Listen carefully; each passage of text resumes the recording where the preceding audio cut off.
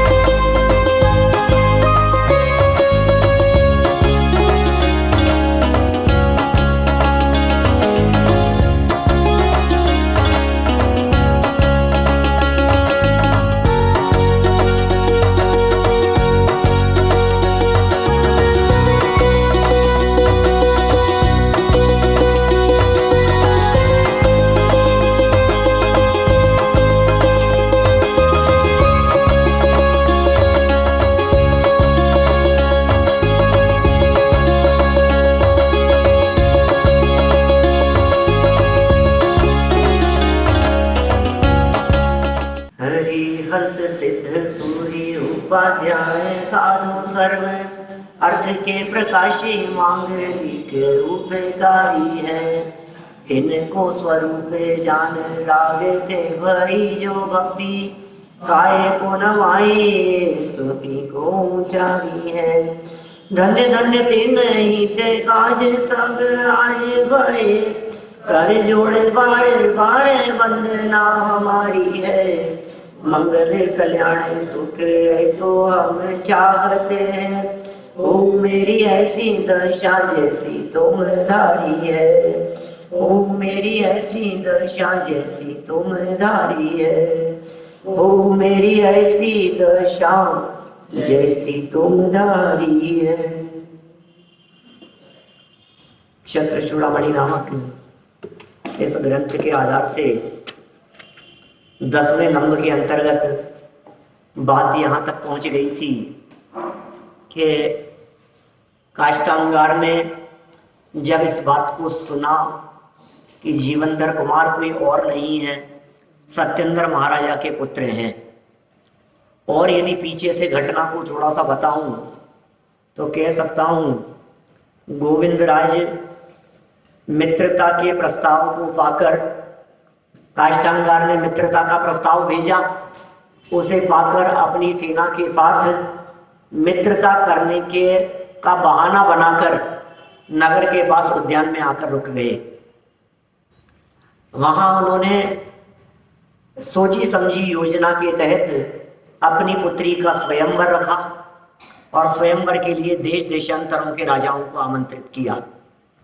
चारों तरफ से राजागण क्षत्रिय लोग वहां आकर के एकत्रित हो गए। उन्होंने कोई एक चंद्रक यंत्र बनाया और कहा कि जो इसका भेदन कर देगा वो मेरी पुत्री से विवाह कर पाएगा। सभी राजा महाराजा वे जो यहाँ आए थे सबने बहुत प्रयत्न किए, लेकिन प्रयत्न में वे सभी राजा महाराजा असफल हुए। उन्हीं में काष्टांगार भी था, वो असफल हो गया, नहीं कर पाया। उसके पश्चात इस कार्य को जीवनधर कुमार ने क्षण मात्र में कर दिया। धनुष बाण निकाला और फटाफट ऐसे फुर्ती से काम किया कि सारे लोग देखते ही रह गए। और इस घटना के घटने के उपरांत तुरंत ही गोविंद राज ने इस प्रकार की घोषणा की कि ये युवक कोई और नहीं है, यह तो महाराजा सत्येंद्र के पुत्र जीवनधर कुमार हैं। जब यह घोषणा हो गई, जब इस बात का पता लग गया तो सारे राजा लोग उन्होंने बहुत प्रशंसा की कि अरे हमें तो लग ही रहा था ऐसा काम करने वाला कोई क्षत्रिय ही हो सकता है, कोई राजपुत्र ही होगा। बहुत अच्छा, बधाई। वो सारी बातें इस तरह की चलने लगी। काष्टांगार ने ये बात सुनी तो उसके पैरों के नीचे से तो जमीन खिसक गई और वो कल्पना करने लगा, अब तो मेरी मौत नक्की है, अब मेरा क्या होगा, अब मुझे कौन बचाएगा। गोविंदराज ने मेरे साथ में धोखा किया है और ये जीवनधर कुमार अकेला ही मुझे राजपथ से उतार देने में समर्थ है, तो फिर ऊपर से ये और मिल गए, गोविंदराज मिल गए, इतने क्षत्रिय लोग हैं, अब तो मेरी मौत, मेरा मरण, मेरा अंत सुनिश्चित ही है। ऐसा उसके मन में विचार चलने लगा। ये सब बातें यहाँ काष्टांगार के विचारों स्वरूप कल तक हमने व्यक्त की थी। इसी बात को आगे बढ़ाते हैं। पेज नंबर 480 पर, 481 पर देखिए, माने जीव उसकी काष्टांगार की दशा को देखकर जीवनधर कुमार के मित्रों ने भी चतुराई से उसे जाकर के और अधिक भड़काया और बहुत सुंदर नीति कही थी कि पुण्यहीन लोगों की विपत्तियां आई जाती है। विपत्ति तब तक नहीं है जब तक आपके पुण्य का उदय है, और जब आपके पुण्य का उदय क्षीण हो गया, समाप्त हो गया, तो फिर विपत्तियां आपको आकर के चारों तरफ से घेरेगी ही घेरेगी। इसलिए विपत्तियों से बचने की इच्छा रखने वाले मनुष्यों को यह हिदायत दी जाती है, यह संदेश सूचना दी जाती है कि भाई सुनो, धर्म कार्यों में, देव शास्त्र गुरु की भक्ति आराधना में, स्वाध्याय चिंतन मनन में अपने उपयोग को लगाओ। यदि तुम अनिष्ट नहीं चाहते हो, यदि तुम ये नहीं चाहते हो कि किसी तरह की कोई तकलीफ और कष्ट मुझे भोगना पड़े, तो ये तुम्हारे लिए बहुत महत्वपूर्ण बात है कि तुम अपने उपयोग को वस्तु स्वरूप के विचार में, तत्वों के चिंतन मनन में लगाओ। देखिए आगे, दुष्ट काष्टांगार द्वारा युद्ध की घोषणा, भड़का दिया ना दोस्तों ने, जीवनधर कुमार के दोस्तों ने भड़का दिया, अरे महाराज आपका राज्य हड़प लेगा, यही खत्म कर दो इसको, कुछ भी भड़का दिया उनको चतुराई से। तो काष्टांगार द्वारा युद्ध की घोषणा कर दी गई। देखिए, मत्सरी कौरवेणायं सत मत्सराणां हि नोदेति वस्तुया चिंतनम। फिर मत्सर भाव रखने वाले इस काष्टांगार ने, मत्सर माने घमंड, मत्सर भाव माने घमंड भाव रखने वाले इस काष्टांगार ने ताड़न और अपमान से कुरुवंशी जीवनधर कुमार के साथ युद्ध करने की इच्छा व्यक्त की। अकेले थी, युद्ध करना चाह रहा था। हाँ, सेना के साथ नहीं, युद्ध करने की इच्छा की। निश्चय से मत्सरी पुरुषों के पदार्थ के स्वरूप का विचार करना नहीं होता है। माने जो घमंडी लोग हैं वो वस्तु स्वरूप का विचार नहीं करते, क्या होना है क्या होगा, वो तो अपने घमंड की पूर्ति के लिए ही कार्य किया करते हैं। जीवनधर कुमार के मित्रों के भड़काने, उकसाने से एवं दूसरों का उत्कर्ष सहन न होने से क्रोधित होकर काष्टांगार ने बलशाली तथा पुण्यवान जीवनधर कुमार से युद्ध करने की इच्छा प्रकट की, क्योंकि मत्सर भावना युक्त मनुष्य को वस्तु के यथार्थ स्वरूप का अर्थात हिताहित का विचार ही नहीं रहता है। देखिए कितनी तरह की नीतियां यहाँ बताते रहते हैं। यहाँ फिर इन्होंने ये बात कह दी कि घमंड किसी भी रूप में अच्छा नहीं है। जिस व्यक्ति के दिलो दिमाग में घमंड वर्तता रहता है, वह व्यक्ति अपने हिताहित का विचार नहीं कर पाता, अपने आप को ही श्रेष्ठ समझता है। अरे मेरे जैसा कौन होगा, मैं तो इसको, ये है कौन मेरे सामने, ये साधारण सा बालक अभी पैदा हुआ है मेरे सामने, और मैं इतना पुराना, इतना जबरदस्त योद्धा पुराना, मैं इसको पछाड़ दूंगा। उन्होंने चढ़ा दिया और ये घमंड में चढ़ गया। राजा गोविंदराज मेरे विरोध में ही लड़ेंगे, अन्य अनेक राजा भी जीवनधर कुमार का साथ देंगे। जीवनधर कुमार अकेले ही अत्यंत सामर्थ्यशाली है, उनका मित्र परिवार भी बहुत बड़ा है। जब जीवनधर कुमार सेठ गंदोत्कच के घर में निवास करते थे उस समय ही उनके पराक्रम का ज्ञान हो चुका था। ये पता था ना इसको, एक बार गायें चुरा करके ले गए थे लोग, इन्होंने सिपाही को भेजा था, काष्टांगार ने सिपाहियों को भेजा, सिपाही बेचारे पिटपिटा करके आ गए हैं। फिर जीवनधर कुमार सबको छुड़ा लाए थे, तो इनको पता लग गया कि भाई जीवनधर कुमार कितना पराक्रमी है। मुझे तो पहले से ही पता है इस लड़के के बारे में। इतना सब ज्ञान होते हुए भी मत्सर भाव के कारण काष्टांगार विचार शून्य हो गया तथा अविवेक पूर्वक जीवनधर कुमार से युद्ध करने की घोषणा कर दी। जब दूसरे लोग चढ़ा देते हैं तो फिर इसको लगता है कि हाँ, हवा भर जाती है ना अंदर। क्या आसपास के लोगों ने भड़का दिया, अरे महाराज आप तो राजा हो, पराक्रमी हो, आपने तो कितने युद्ध किए हैं, आपने तो सत्येंद्र महाराजा जैसों को, तो उनका बच्चा है, उन जैसों को जब आपने मौत के घाट उतार दिया तो उनका बच्चा है, ये क्या है आपके सामने। लेकिन ध्यान रखना, सबके साथ में करोगे तो फिर आप अकेले पड़ जाओगे, अकेले से करो युद्ध, फिर इसको कर दो, आप मार दो इसको भी, तो फिर तो आप राजा हो ही, कोई बात ही नहीं। यदि आपने युद्ध इसके साथ अकेले नहीं किया तो ये सब लोग मिलकर के आपको मार डालेंगे। गोविंदराज भी इस योजना से आया है, जीवनधर का मामा है, तो आप तो अकेले करो। तो दोस्तों ने खूब चढ़ा दिया और आप तो देखना उसको यूं मसल दोगे, उसको आप चुटकियों में मुट्ठी में मसल दोगे। उसने भी हवा भर गई तो बढ़ चढ़ करके युद्ध की घोषणा कर दी अविवेक पूर्वक। युद्ध के समय राजाओं में भेद, केचित् कौरव तह केचे द्वैरितोप्य भवन नृपः सुजनेतर लोकोय मधुना नहीं जायते। उस युद्ध में कुछ राजा तो जीवनधर कुमार की ओर हो गए और कुछ शत्रु के पक्ष में हो गए। लो, ये तो पूरा युद्ध होगा।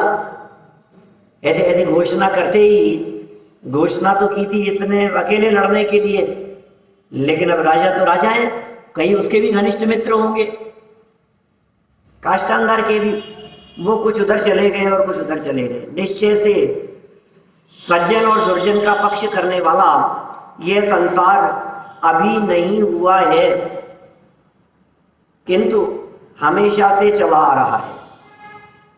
ये कितनी सुंदर नीति है। ये कह रहे हैं सज्जन और दुर्जनों का पक्ष रखने वाला ये जो संसार है ना, ये अभी नहीं हुआ है। ऐसा नहीं है कि जमाना कितना बदल गया है, जमाना बहुत खराब आ गया है, देखो ऐसे दुष्ट लोगों का भी साथ देने वाले लोग मिल जाते हैं, ऐसे खराब लोगों का भी साथ देने वाले लोग मिल जाते हैं। अरे हमेशा से ही रहा है। इतनी घटनाएं मुझे आसपास में दिखाई देती हैं जिनमें खोटे से खोटा व्यक्ति, जिस व्यक्ति का अपराध बोध हो गया, जिस व्यक्ति को सारे समाज ने ये कह दिया कि ये अपराधी है, जिस व्यक्ति को रंगे हाथों पकड़ लिया गया, सारे दुनिया में जिसके लिए प्रचार प्रसार हो गया, और उसके बावजूद 4 कदम आगे बढ़ने पर उसको माथे पर चढ़ाने वाले लोग मिल जाते हैं, भक्ति करने वाले लोग मिल जाते हैं, बोलो आप, आश्रय देने वाले लोग मिल जाते हैं। बहुत हैं दुनिया में इस तरह के, हर व्यक्ति के संरक्षक लोग मिलेंगे आपको। बदमाश से बदमाश व्यक्ति, पापी से पापी व्यक्ति, जिसका पाप सारे जगत में उजागर हो जाए उसके बावजूद भी उसकी आराधना करने वाले, उसको संरक्षण देने वाले लोग दुनिया में होंगे। कैसी स्थिति है पूरी दुनिया में, देख लो आप। बड़े से बड़े डाकुओं की बात कर लो, ऐसा थोड़ी ना कि डाकुओं का साथ देने वाले लोग नहीं है। अरे डाकुओं का साथ देने वाले लोग कैसे हैं आप सोच नहीं सकते, मरने के लिए तैयार हैं। सज्जन पुरुषों के साथ में खड़े होने वाले कोई नहीं मिले, कैसा लगेगी, इसका साथ दे करके क्या करेंगे, मौत ही हाथ लगेगी और क्या होगा। उसके साथ में कम से कम वो तो दादा है, उसका तो कौन क्या बिगाड़ लेगा, उसी के साथ में खड़े रहो। कितने ये देखो, लादेन जैसे लोगों की, मरने वालों की फौज तैयार है भाई साहब, जान देने के लिए तैयार है। डाकुओं के भी जो सरदार है, समझ लो आप गब्बर सिंह, तो उसके साथ में मरने वाले कितने लोग तैयार हैं। गलत काम का साथ देने वाले भी, दुनिया में जितने गलत काम करने वाले, चाहे वे राजनेता हो, चाहे वे साधु संत महात्मा हो, चाहे आतंकवादी लोग हो, सबको साथ देने वाले लोग मिल जाते हैं। ऐसे आसाराम बापू जैसे लोग, क्या मतलब कितने समर्थक हैं उसके, बोलो आप, समर्थक लोग कम नहीं है, हजारों लोग समर्थन में आज भी खड़े हैं, इतने अपराध सिद्ध हो जाने के बावजूद भी। वो उन्हीं की बात नहीं है, अपने संप्रदाय में भी मिलेंगे इस तरह के, सब तरह के लोग हैं सब जगह पर। ये नीति है, ये क्या नीति कह दी इन्होंने कि संसार दशा में दुर्जन और सज्जन सबका साथ देने वाले लोग होते ही हैं, हमेशा से ही। ये कोई नया जमाना नहीं है, पुराने जमाने में भी दुर्जनों का साथ देने वाले लोग हुआ करते थे, पापियों का साथ देने वाले लोग होते थे। ये इन्होंने नीति कह दी। इस संसार में कुछ मनुष्य सज्जनों के और कुछ मनुष्य दुर्जनों के पक्षपाती सदा से ही होते आए हैं। युद्ध का निर्णय होते ही कुछ विशिष्ट विचारशील और बलवान राजा जीवेंद्र कुमार के पक्ष में और कुछ निकृष्ट विचार वाले तथा बलहीन राजा काष्टांगार के पक्ष में हो गए, क्योंकि इस संसार में कुछ मनुष्य सज्जनों के और कुछ मनुष्य दुर्जनों के पक्षपाती सदा से ही होते आए हैं। ये किसका पक्षपाती है? दुर्जनों का। ये किसका पक्षपाती है? सज्जनों का। देखिए विशेषार्थ, संसार में सदा ही सज्जन और दुर्जन लोग रहे हैं और उनके पक्षपाती भी अनादिकाल से ही है। इस अनादिकालीन संसार का स्वरूप ही ऐसा है। अतः इस युद्ध प्रसंग पर भी कुछ राजाओं ने जीवेंद्र कुमार का पक्ष लिया और कुछ ने काष्टांगार का पक्ष लिया है। इसमें कुछ भी आश्चर्य और खेद नहीं है, यह पक्षपात स्वाभाविक ही है। आप देखिए, कई विद्यार्थी हमसे इस तरह की बातें कहते हैं कि भाई साहब, यदि जैन धर्म सच में इतना अच्छा है, जैन धर्म की बातें सच में इतनी अच्छी है, तो फिर सारे दुनिया के लोग इन बातों को क्यों नहीं अपनाते, सारे लोग जैन क्यों नहीं हो जाते? बोलो। तो आपको जवाब मिल रहा है या नीति के माध्यम से? नहीं होगा ऐसा कभी भी। क्या अहिंसक आचरण जो जगत में श्रेष्ठ आचरण कहलाता है, उसका भी विरोध करने वाले लोग मिल जाएंगे। अच्छे नंबरों से पास होना जो सारे जगत में अच्छा माना जाता है, ऐसे दुर्जन लोग भी मिल जाएंगे जो ये कहेंगे क्या रखा है पढ़ाई लिखाई में, अरे रहने दे, अरे बेकार है सब। ऐसे लोग भी मिल जाएंगे। खुद की बुद्धि भी विपरीत होगी और दूसरे भी इस तरह की विपरीत बुद्धि को हवा देने वाले लोग मिल जाएंगे। तो होते हैं इस तरह की, ऐसे साथी मिल जाएंगे, ऐसी मित्र मंडली मिल जाएगी, ऐसे बदमाश लोग मिल जाएंगे, उस तरह की टीम होगी उनकी। सारी दुनिया, गवर्नमेंट ये कह रही है गुटखा खाना हानिकारक है, सिगरेट के पैकेट पर लिखा है कि यह स्वास्थ्य के लिए हानिकारक है। सारे देश में, समाज में, गवर्नमेंट पब्लिक प्लेस पर आप सिगरेट नहीं पी सकते हो, ये नहीं कर सकते हो, शराब खराब है, शराबबंदी होनी चाहिए। हर व्यक्ति उसको बुरा मान रहा है, फिर भी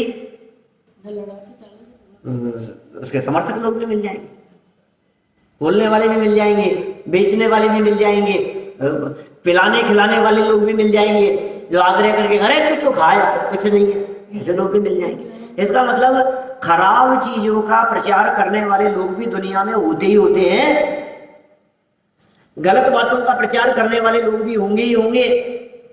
सत्य, अहिंसा, न्याय नीति, ईमानदारी, इसको हर व्यक्ति अच्छा कहता है, उसके बावजूद भी असत्य, बेईमानी, धोखाधड़ी, मायाचारी, छल कपट, इन सब का समर्थन करने वाले और इनका प्रचार करने वाले लोग भी दुनिया में मिल जाते हैं। अब निर्णय हमारा है कि हमें किसका साथ देना है और किसके साथ में जाना है। विनाश काले विपरीत बुद्धि, बुद्धि भी वैसी हो जाती है। आप उनके साथ में, आप किसके साथ में खड़े हो। दो पक्ष दुनिया में अनादिकाल से चले आ रहे हैं, एक सत्य का पक्ष है, एक असत्य का पक्ष है। एक ईमानदारी न्याय नीति का पक्ष है तो दूसरे बेईमानी अन्याय अनीति करने वालों का पक्ष है। ये पक्ष अनादिकाल से इस दुनिया में चलते आ रहे हैं। तुम्हें किसका साथ देना है? अन्याय बेईमानी अत्याचार का साथ देने वाले व्यक्ति, उनके लिए नरक निगोद गतियां कही गई है, त्रियंच गति कही गई है। और ईमानदारी और सच्चाई का साथ देने वालों के लिए मनुष्य और देव गति कही गई है। बतलाओ, नरक और त्रियंच कब खाली हो जाएंगे? कभी नहीं होंगे। क्या बात कर रहे हो सर? कौन व्यक्ति ऐसा होगा जो हत्याएं करने, बेईमानी करने, बलात्कार करने, गांव के गांव जला देने, आग लगा देने, इनको अच्छा कहेगा? कौन व्यक्ति होगा ऐसा? है दुनिया में लोग, कितने लोग दुनिया में ऐसे हैं। इसका मतलब पाप के समर्थक लोग भी मिलेंगे। इसका मतलब ये है कि सारा जगत जैन हो जावे, ये आपकी कल्पना झूठी कल्पना है। इस धोखे में मत रहो। तुम तो इतना ही विचार कर लो कि हम और हमारा परिवार जैन बना रहे, इसके लिए हमारे क्या प्रयत्न हो सकते हैं। बस वही बहुत है। अपने आप को बचाते रहो, अपने परिवार को बचाते रहो, अपने पुत्र अपने पुत्रियां उनके संरक्षण की सोचो। वो गलत रास्ते पर नहीं चले जावे, वो कहीं अजैन न हो जावे, ये सोचो। ये आपके सोचने की बात है। आपकी पुत्री का विवाह अजैन घर में हो गया तब तो वो अजैन हुई। लेकिन आपके पुत्र का विवाह अजैन घर में हो गया तो वो भी अजैन हो गया। माने दोनों ही परिस्थितियों में आपको सोचने की बात है। आप विचार कीजिए अपने आप के बारे में, आप विचार कीजिए अपने बच्चों के बारे में। और कदाचित ऐसा हो जाए तो उनकी आगामी पीढ़ी को आप संभालो, क्योंकि दादा दादी का कर्तव्य है। माँ बाप के पास तो कम रहते, दादा दादी के पास ज्यादा रहते। अब दोबारा वो जो बीच में धारा बदल गई ना, अब उसको दोबारा सुधारने की जवाबदारी आपकी है। जैनत्व के संस्कार कायम रखने की जवाबदारी आपकी है। क्योंकि जगत में तो खोटे मार्ग अनादिकाल से खुद में ही खोटे संस्कार है। क्या बात करें, बतलाओ। अभी आप ही की बात करें हम, एक तरफ तो कहें कि चलो प्रवचन सुनते हैं, और दूसरी तरफ आपको कहें कि यार सब साथी मिले हैं, यार सब लोग थोड़े से सब लोग आए हैं, तो आपका ही मन उधर दौड़ता है। बताओ, आपकी बहन बेटियां, आपके परिवार वाले सब लोग आए हुए हो, बैठे हुए हो, और आपको स्वाध्याय के लिए कहें तो आप ही कह देते हो अब रहने दो, कोई बात नहीं, सब लोग हैं। तो इसका मतलब हमारे ही अनादिकालीन संस्कार इनसे हट करके उधर लगने के हैं। सोचो, आप अपने दिल में झांक करके देखो तो आप भी, अब दूसरा कोई काम नहीं है ना, तब तो आपको यही दिखता है। क्यों साहब? आप सुबह से कोई काम तो रहता नहीं है, घर में कोई मेहमान नहीं है, कुछ नहीं है, तो आपको लगता है कि चलो प्रवचन सुनाते हैं। हम आप लोगों के ऊपर उंगली उठा करके ये नहीं कह रहे हैं कि आप लोगों को रुचि नहीं है। आप लोग यहाँ आकर के बैठे हैं तो रुचि के बल पर ही बैठे हैं। लेकिन उसके बावजूद भी मैं ये कहना चाह रहा हूं कि जिस दिन हमारे को किसी के तिये में जाना हो तो प्रवचन छूट जाता है, तिये की बैठक आगे हो जाती है। जिस दिन हमारे दिलो दिमाग में शादी का, विवाह का, कहीं जाने का, किसी से मिलने का, घर में किसी के आने का, किसी से मीटिंग होने का, किसी कोई भी आयोजन होने का, किसी भी तरह का कोई दूसरा, इसके अलावा दूसरा दुनिया का कोई भी काम आ जाए तो हमें लगता है इसे छोड़ दो, वो कर लो। बोलो, अब इससे क्या सिद्ध होता है भैया? ये छोड़ करके कहां जाएंगे हम? चलो घूमने, क्या चलो हमारे साथ प्रवचन के लिए, शिविर के लिए, आयोजन के लिए। क्या है, तो रोज ही सुनते हैं, इसमें क्या है? अब एक दिन नहीं जाएंगे तो क्या फर्क पड़ जाएगा? लोग भी ऐसे मिल जाते हैं, शाम को आपको प्रवचन में आना है, बोलो 100% उपस्थिति किसकी रहती है? आपकी यदि 100% उपस्थिति नहीं है, 100%, 99 नहीं चलेगा। इसका मतलब ये है कि जिस दिन कोई दूसरा काम आ गया उस दिन ये छूट गया। घर में कोई मेहमान आकर के बैठ गए, और आकर के बैठे, और पहले तो वही ऐसे ही है, वो भी आपको ऐसे ही कह रहे हैं यार अब रोज ही जाते हो, एक दिन निजामत क्या हो जाएगा। अब आज तो हम आए हैं, अब आज तो रहने दो। वो समझाने वाले भी ऐसे मिलेंगे और खुद की बुद्धि भी ऐसी है। आप इतने पुरुषार्थी हो कि उनको कहो कि नहीं, आज आप हमारे यहाँ आए हो ना, आप हमारे साथ चलो आज। क्या आपके चक्कर में हम रुकेंगे नहीं, आप हमारे साथ में चलोगे आज सुनने के लिए। बोलो इतना पुरुषार्थ चाहिए। ये कह रहे हैं अनादि काल से इस जीव के दिलो दिमाग में ये विषय कषाय का रस, उसकी रुचि, उसका पक्ष पहले से ही मौजूद है, और फिर ऊपर से प्रसंग और बन जावे तो फिर तो कहना ही क्या। इसलिए कितनी बड़ी जवाबदारी है, कितनी बड़ी जिम्मेदारी है अपने आप को संभालने की। कितना कठिन काम है, कितना पुरुषार्थ लगेगा इस कार्य के लिए, ये साधारण नहीं है। आप पुरुषार्थ कीजिए, हो जाएगा काम। बहुत पुरुषार्थ की जरूरत है। काष्टांगार का पक्ष देने वाले लोग भी मिल गए, उसके पक्ष में मिलने वाले लोग भी मिल गए, पापी का साथ देने वाले लोग भी मिल गए, अत्याचारी अन्यायी धोखेबाज का साथ देने वाले लोग भी मिल गए। ठीक है, कई खास दोस्त होते हैं। अब जो भी है भैया गलत है, लेकिन दोस्त तो मेरा है, मैं तो इसी का साथ दूंगा, ऐसे भी तो होते हैं लोग। अब ये गलत है, अब जो भी होंगे कोई बात नहीं, हमारे अपने हैं, हमें तो इन्हीं का साथ देना है। अब बेटा कितना भी गलत हो, क्या अब फांसी पे थोड़ी ने चढ़ने देंगे, हत्या कर आया किसी की जाकर के, अब बोलो भैया किसका साथ देंगे? बोलो और नहीं सब अब कर आया होगा हत्या, अब तो बड़े से बड़ा वकील करके जैसे तैसे करके इसको बचाना ही है। क्या कोई ये नहीं सोचेगा कि इसने इतना पाप किया है, अब बच्चा मर जाए तो ठीक है, अब कोई बात नहीं, साथ तो इसी का देना है, बचाना तो पड़ेगा ही। अब हम ही साथ नहीं देंगे तो कौन साथ देगा इसका? ये हावी हो जाता है, मोह हावी हो जाता है, अपना राग हावी हो जाता है, अपनी कषाएं हावी हो जाती है। सत्य का साथ देने वाले, ईमानदारी और नैतिकता को प्रमुख रखने वाले लोग विरले ही मिलेंगे इस जगत में।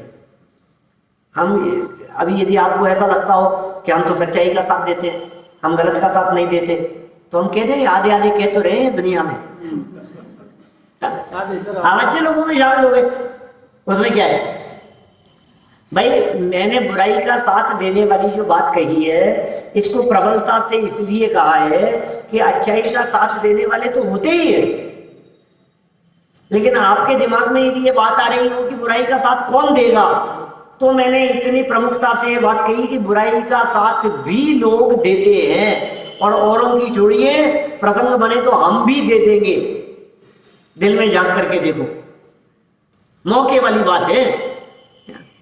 अरे भाई साहब कितने ही प्रसंग ऐसे बन जाते हैं। बोलो पुलिस वाले ने आपको पकड़ लिया और उसने पकड़ करके ये कहा कि भाई साहब नियमानुसार 1500 रुपए की रसीद बनती है, 500 रुपए दो और बिना रसीद बनाए चले जाओ। बोलो जैन साहब क्या करोगे? 500 रुपए दे देंगे, नहीं बनाएंगे। क्या करोगे आप?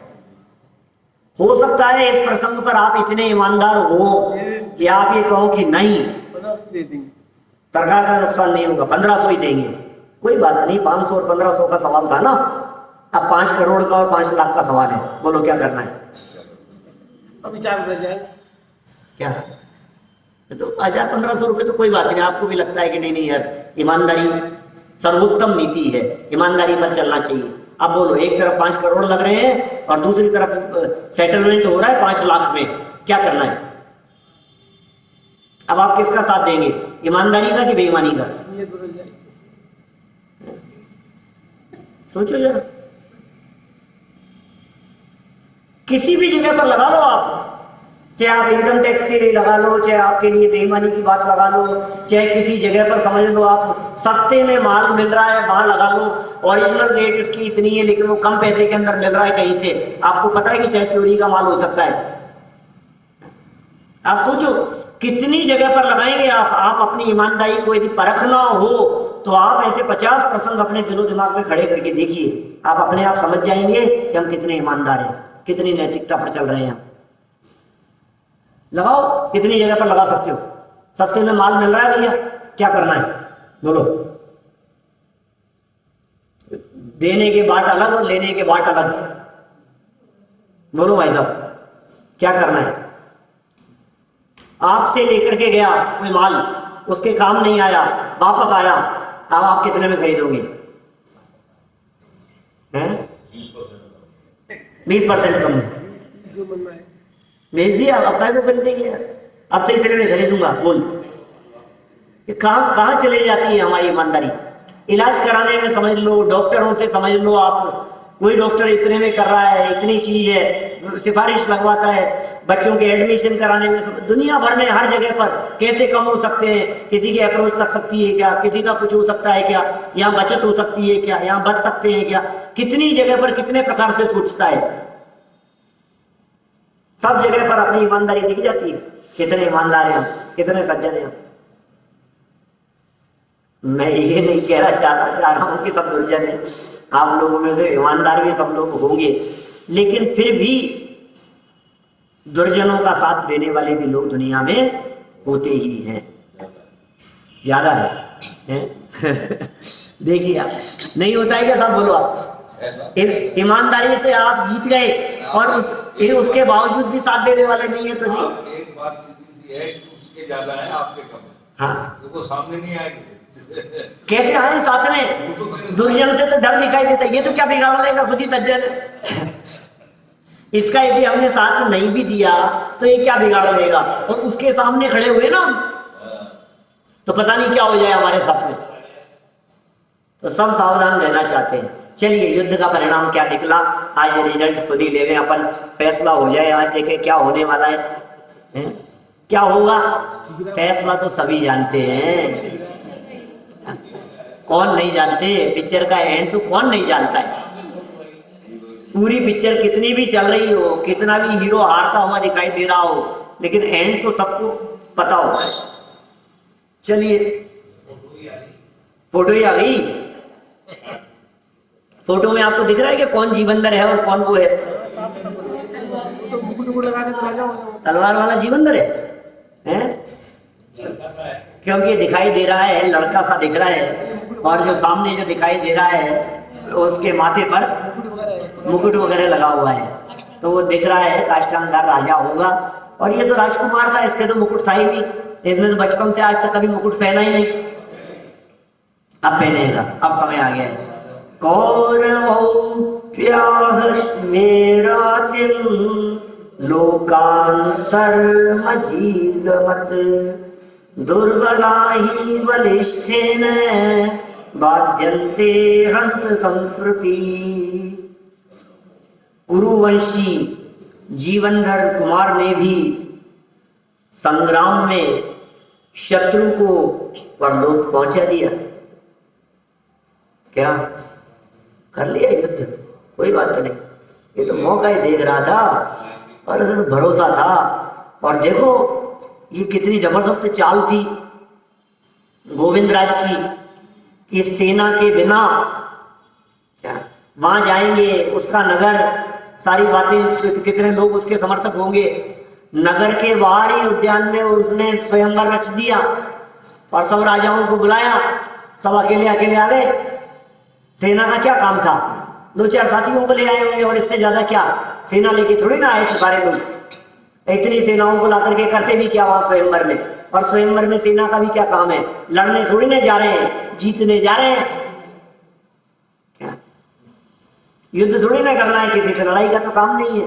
तो काष्ठांगार भी अकेला आया था बेचारा, दो चार मंत्री गण सिपाही साथ में होंगे, अंगरक्षक जो होते हैं। क्या हाल हुआ इसका, खेद है, हाय।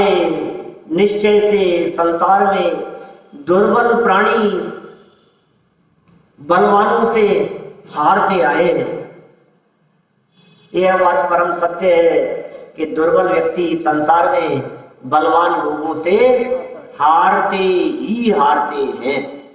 जीत तो बलवानों की होती है, इसमें क्या है? जिसमें जितनी शक्ति होगी, जिसमें जितनी ताकत होगी, वो उतना जीतेगा, वो विजय प्राप्त करेगा। इसमें कोई बात नहीं है, हर जगह पर ऐसा ही है। हम तो यहाँ तक बात कहते हैं कि मोक्ष प्राप्त करने के लिए कदम बढ़ाते हुए, कर्मों से लड़ते हुए भी आप जीत सकते हैं, क्योंकि आप बलवान हैं। आप में ताकत है, आप में सामर्थ्य है, आप सामर्थ्यशाली हैं, आप विजय प्राप्त कर सकते हैं। ये किससे? नहीं साहब, शत्रु को कमजोर नहीं समझना चाहिए। बात तो सही है, कमजोर मत समझो, लेकिन कमजोर नहीं समझ करके कोई घुटने थोड़ी ना टेकने हैं। कमजोर नहीं समझ करके अपने बल को बढ़ाना है, अपनी सामर्थ्य को बढ़ाना है, अपनी योग्यता को देखना है। ये सब काम किया है इन्होंने और उसे परलोक पहुंचा दिया। लो साहब, परलोक पहुंचा दिया।